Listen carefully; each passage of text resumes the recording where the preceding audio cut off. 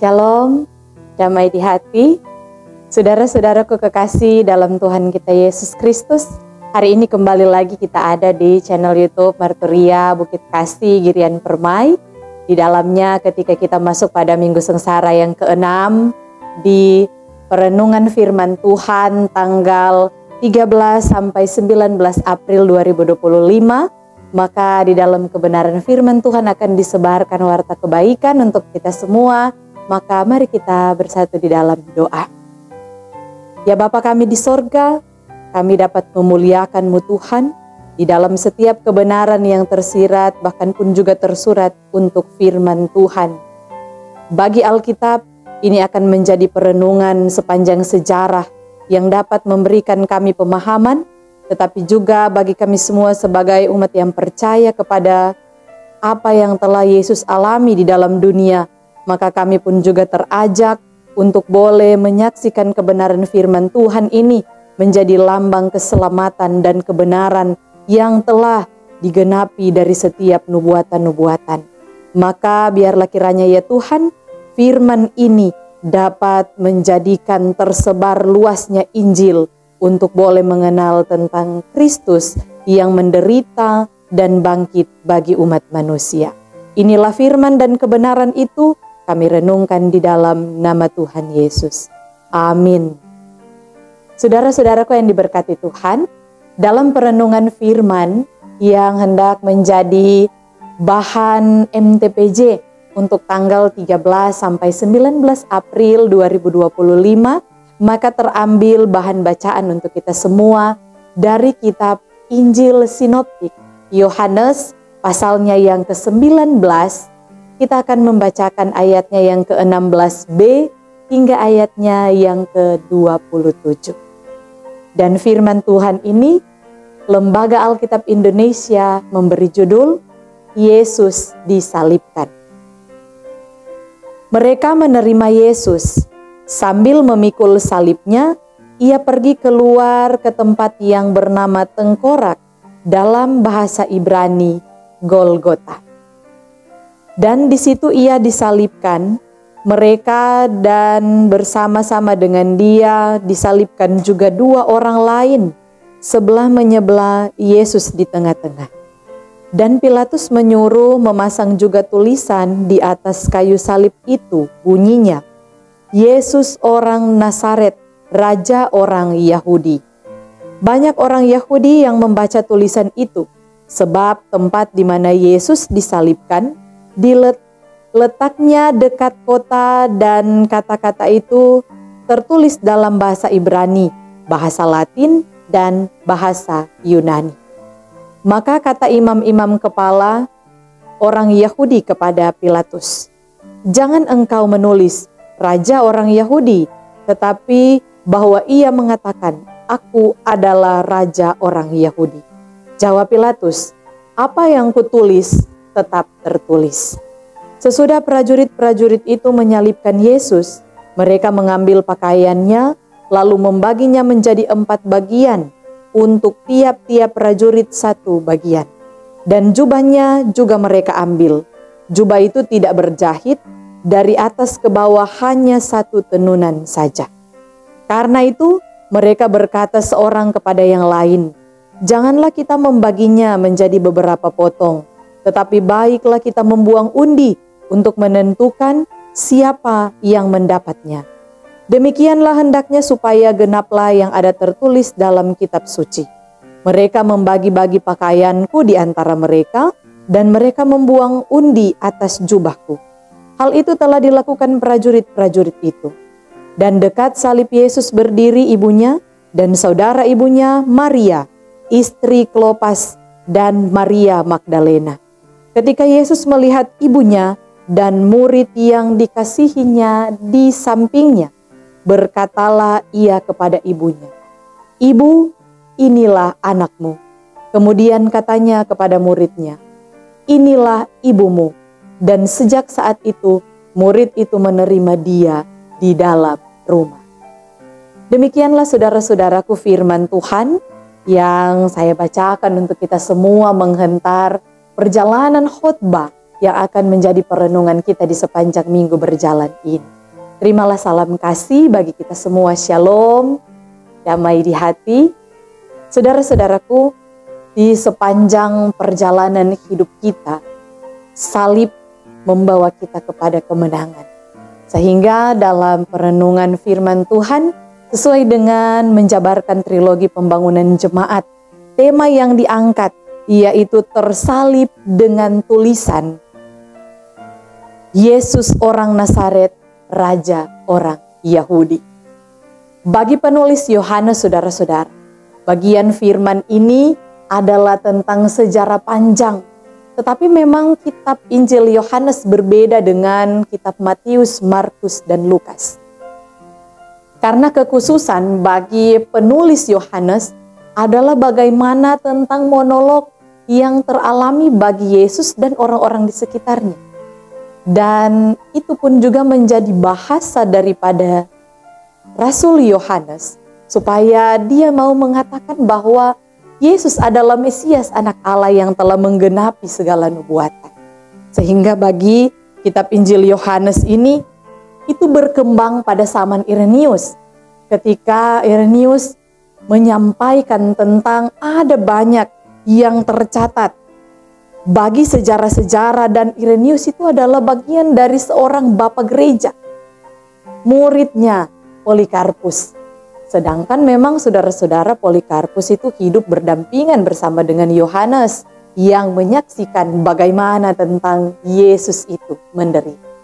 Nah, saudara-saudaraku yang diberkati Tuhan, sehingga dapat dikatakan bahwa dari masa-masa Polikarpus sampai kepada Irenaeus, ada banyak perjalanan sejarah yang teralami dan mulai memenuhi perkembangan zaman. Sehingga memang saudara-saudara, ketika Yohanes menulis Injil ini, dia berada di Efesus, dan cerita sejarah tentang Yesus ini adalah bagaimana Yohanes menuangkan tentang tujuan ketika Yesus membangkitkan iman bagi orang banyak. Tapi saudara-saudara, menariknya dalam firman Tuhan yang menjadi perenungan kita, bahwa di tengah banyaknya era yang berkembang, ada begitu banyak agama di zaman itu. Ada agama negara, ada agama Kristen, ada pula agama misteri, agama Yahudi, ada sinkretisme, gnostisme, dan memang banyak hal yang teralami sehingga memang menjadi kebutuhan bagi orang-orang di zaman itu bahwa ketika firman Tuhan ini tersampaikan, buku di dalam kitab Yohanes ini tersampaikan. Dia menceritakan bagaimana perjalanan Yesus di Yerusalem. Tetapi kalau bagi kitab Matius, Markus, dan Lukas, itu mencatat sejarah tentang perjalanan Yesus di Galilea. Perbedaan ini terlihat signifikan dalam kehidupan kita. Tetapi tujuan di dalam pasalnya yang ke-19 ini, saudara-saudara, karena memasuki minggu sengsara yang ke-6, maka kita pun juga merenungkan firman Tuhan. Bagaimana proses dan cerita Yesus disalibkan. Saudaraku, ada begitu banyak ahli-ahli, bahkan teolog-teolog yang mendefinisikan tentang pemikiran-pemikiran. Bahkan ada banyak juga yang menyampaikan tentang segala buku-buku yang ditemui, bagaimana proses salib itu berjalan terhadap Yesus. Tetapi ketika kita merenungkan firman ini, saudara-saudara, sesungguhnya seperti yang saya sampaikan tadi, salib itu memberikan keselamatan. Ada banyak orang di zaman sekarang ini berjalan dengan memberikan diri identitas Kristen, yaitu menggunakan salib. Tetapi pun juga ketika hari ini kita memahami tentang bagaimana Yesus itu tersalib dengan tulisan Yesus orang Nazaret, Raja orang Yahudi. Perjalanan hidup yang telah teralami bagi Yesus sungguh menguras kesakitan secara mental, tetapi juga bagi dirinya, tubuhnya. Jika teralami di antara kita saudara-saudara, mungkin bagi kita memahami bahwa lebih baik mati saja daripada harus disiksa, harus dihina, dielu-elukan, tetapi itu membawa kesan penghinaan. Sedangkan di zaman sekarang, bagi orang-orang Korea, ya saudara-saudara, ada banyak yang menerima bulian, ataupun juga ketika mereka dijudge, iman mereka lemah, dan bahkan ada banyak orang yang sampai bunuh diri ketika dihina oleh netizen. Tetapi berbeda dengan yang ada di Indonesia, saudara-saudara. Ketika dihina, ketika orang-orang mendapatkan perlakuan yang tidak baik di media sosial, malahan semakin viral. Bahkan ada yang mengatakan menguntungkan. Tetapi ketika di zaman Yesus, kita belajar kembali, ada yang dinamakan tentang salib Yesus memancarkan kasih. Ketika pun juga mahkota itu diberikan di atas kepalanya, mahkota berduri, itu pun juga menyatakan bahwa ada pengampunan dan kasih. Sehingga memang ketika Yesus disalibkan, firman ini tercatat, mereka menerima Yesus.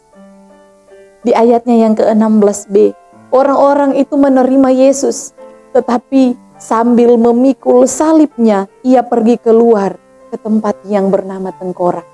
Yohanes tidak mendefinisikan secara jelas bagaimana penghinaan terjadi di dalam ayat itu ketika mereka menerima Yesus.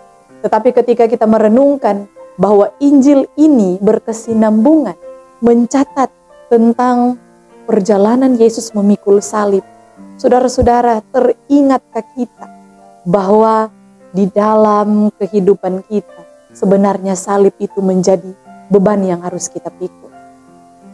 Tetapi bagi begitu banyak orang Kristen, ketika kita hanya setiap tahun pengulangan yang sama merenungkan tentang kematian Yesus, terkadang apa yang kita pahami, hidup sengsara saja tidak mau.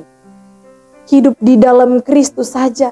Mungkin di masa lampau gereja itu bertumbuh dalam penganiayaan. Gereja itu bertumbuh karena ada banyak orang yang mati mempertahankan kekristenan.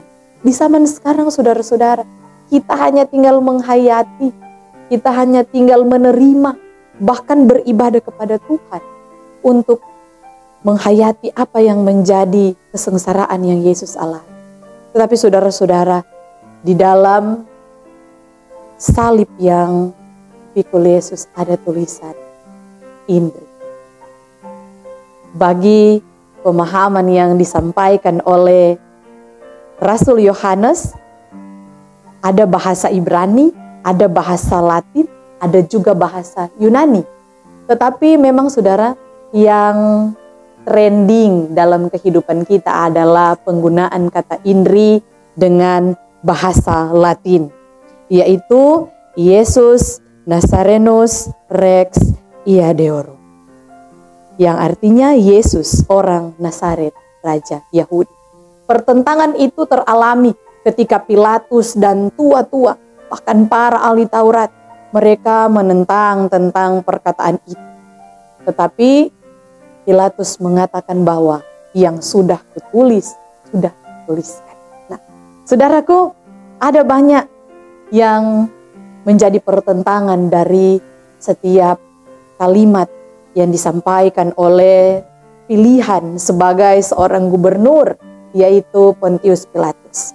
Kita mengingat saudara-saudara di pengakuan iman rasuli, di sana tersampaikan bahwa Yesus yang menderita di bawah penderitaan Pontius Pilatus.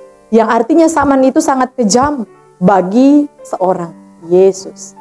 Tetapi dalam setiap penghambatan, iman itu pasti ramah. Dalam setiap kehidupan yang diletakkan bagi Yesus, maka akan tumbuh begitu banyak orang-orang yang sehingga memang saudara-saudara, bagi seorang Rasul Yohanes, tulisan Indri itu adalah sebuah gelar yang artinya di situ tertulis tentang raja. Tetapi bagi kitab Injil sinoptik yang lain, itu adalah tuduhan yang kejam terhadap seorang raja yang disalib. Tapi saudara-saudaraku, saya mau menghantar kita untuk mempelajari bahwa obat yang mujarab untuk semua penyakit rohani adalah salib. Obat yang paling mujarab dalam kehidupan kita ketika mau keluar dari kesengsaraan adalah kita melihat salib Tuhan. Di sana terpancar bahwa ketika kita mampu untuk mendefinisikan salib dalam kehidupan kita, maka kita telah terlepas dari segala beban itu. Yesus telah menanggung. Dan bagi firman Tuhan ini, saudara-saudaraku, diceritakan tentang ada dua orang berdosa. Seorang penyamun yang ada di sebelah kanan dan seorang penyamun lagi di sebelah kiri, yang namanya tidak tercatat di dalam Alkitab. Tetapi dengan begitu banyak sejarah, nama yang ada di sebelah kiri yaitu Gestas dan di sebelah kanan adalah Dismas. Dua orang ini sama-sama berdosa, tetapi kenapa Yesus ada di tengah-tengah mereka? Yang satu diselamatkan, yang satu menerima penghakiman. Karena iman itu menyelamatkan. Maka itu menjadi perenungan kita, saudara-saudara, bahwa di dalam tulisan Indri, di dalam keadaan yang Yesus alami, kita semua sampai hari ini menerima kemuliaan dari Tuhan. Sehingga memang cerita sejarah bagaimana yang terjadi kepada Yesus memang sungguh luar biasa. Dia memikul salib, dia pula dicambuk, dia dihina, sampai kepada dia disalib, tangan dan kaki dipaku, saudara-saudara. Yesus ditelanjangi di kayu salib. Orang-orang membuang undi atas pakaian yang Yesus gunakan. Sehingga memang saudara-saudara, itu menguras secara mental kita. Ketika kita diperlakukan seperti itu, bahkan merasa mati saja menjadi keuntungan dalam kehidupan kita. Maka saudara-saudara, bukan lagi tentang perkara Yesus, tetapi bagaimana seorang ibu yang melahirkan anak ini. Maria, dia berduka cita. Bagi begitu respon orang-orang Katolik, mereka mengakui bahwa ada 7 kedukaan Maria yang teralami bagi Yesus. Mungkin kita dapat men-search-nya di media sosial, 7 kedukaan bagi Maria.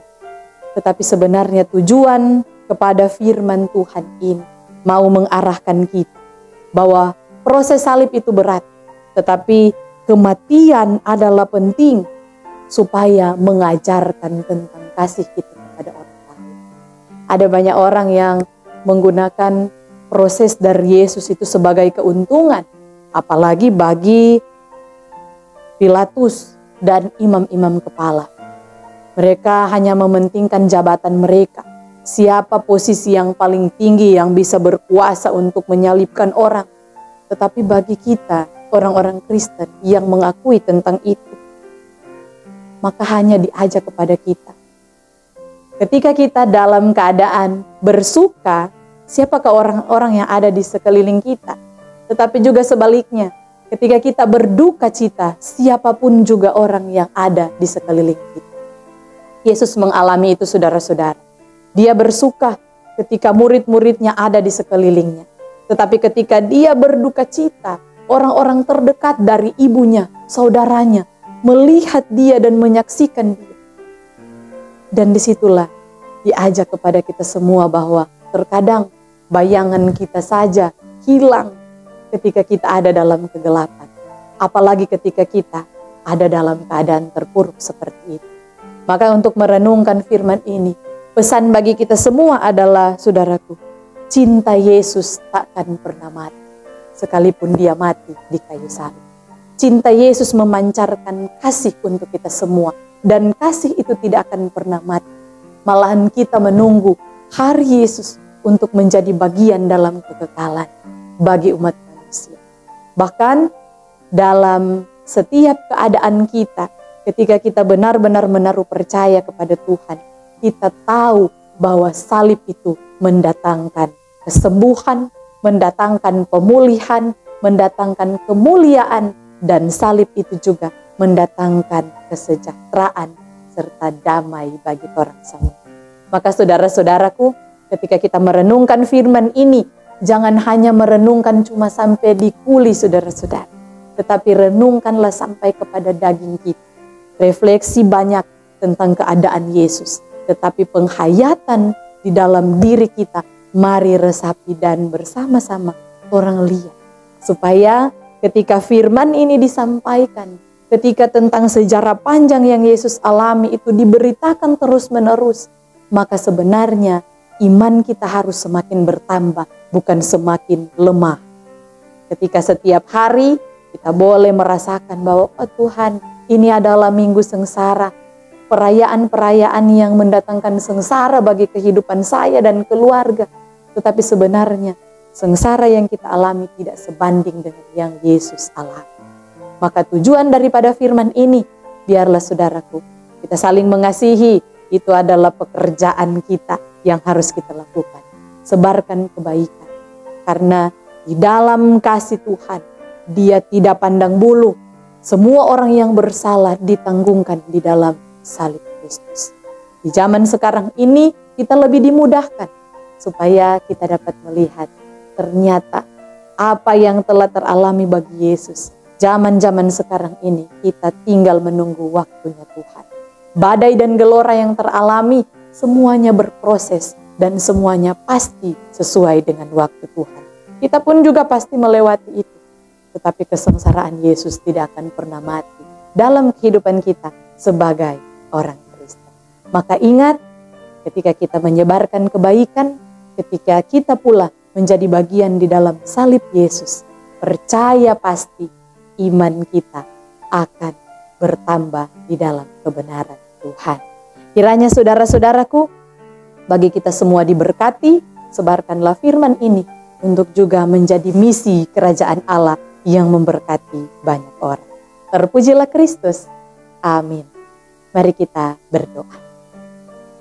Ya Tuhan kami, mampukanlah kami semua sebagai pendengar, supaya kami dapat menjadi bagian di dalam salib Kristus yang boleh bersama-sama kami ceritakan dan sebarkan untuk kebaikan banyak orang. Bahkan di dalamnya, ketika kami semua Tuhan mampukan untuk mewartakan kasih yang telah Yesus beri dalam kehidupan kami semua. Maka biarlah kiranya iman kami bukan tentang terhambat, tetapi itu menjadi bagian dalam setiap merambatnya kepercayaan kami kepada Yesus Kristus. Maka salib itu menjadi kemuliaan bagi kami semua. Biarlah itu bukan hanya sekedar lambang saja, tetapi itu dapat kami hayati, itu dapat kami pahami, supaya kemana kami pergi, Tuhan Engkau menjadi bagian di dalam salib bagi diri kami sendiri. Maka terpujilah namamu ya Tuhan Allah, dimanapun kami, Tuhan tempatkan kami, biarlah Kristus menjadi bagian di dalam wadah kebenaran. Terima kasih ya Tuhan Allah untuk firman-Mu ini, Engkau berkati kami semua. Amin. Demikianlah saudara-saudaraku firman Tuhan kita, kiranya dapat kita renungkan dengan segala kasih Tuhan, kebaikan Tuhan, makna dari salib itu. Dan jangan lupa untuk subscribe, like, komen channel YouTube Marturia Bukit Kasih Girian Permai. Kiranya damai dan kemuliaan Tuhan tersebar untuk orang semua. Tuhan Yesus berkati. Shalom, damai di hati.